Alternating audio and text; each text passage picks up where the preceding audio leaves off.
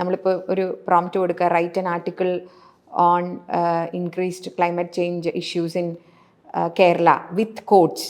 I need quotes from environmental scientist, an environmentalist, ഒരു normal common person, അങ്ങനെയൊക്കെ നമ്മൾ ഇട്ടിട്ട് കൊടുത്തു കഴിഞ്ഞാൽ നമുക്ക് വരുന്ന ഇൻട്രസ്റ്റിംഗ്ലി നമുക്ക് വരുന്ന റെസ്പോൺസിനകത്ത് all people would be men.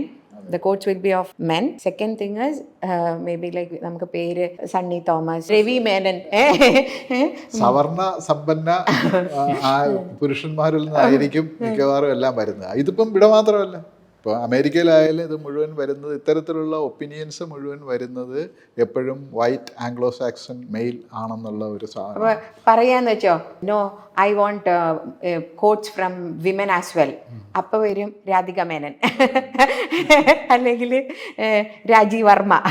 അങ്ങനെയല്ലാതെ ഒരു ഇൻക്ലൂസീവായിട്ടുള്ള ഒരു പെർസ്പെക്റ്റീവോ അല്ലെങ്കിൽ വിസ്ഡം ഓഫ് ക്രൗഡ് നമ്മൾ നേരത്തെ പറഞ്ഞു. അല്ലപ്പോൾ നിലനിൽക്കുന്ന ഒരു സമൂഹത്തിൽ നിലനിൽക്കുന്ന എല്ലാ വിവേചനങ്ങളും, അത് ക്ലാസ് ആവാം, റേസ് ആവാം, അല്ലെങ്കിൽ നമ്മുടെ ഇന്ത്യൻ കോണ്ടെക്സ്റ്റിൽ കാസ്റ്റ് ആവാം, ജെൻഡർ ആവാം, ഇത് മുഴുവൻ തന്നെയും റീപ്രൊഡ്യൂസ് ചെയ്യുന്നു എന്ന് പറയുന്നത് ഈ ടെക്നോളജി, എസ്പെഷ്യലി ഡിജിറ്റൽ ടെക്നോളജിയുടെ തുടക്കം മുതൽ തന്നെ വരുന്നതാണ്. വളരെ നല്ല പഠനങ്ങൾ അതിനെക്കുറിച്ചിട്ട് ഇന്ന് അവൈലബിളുമാണ്.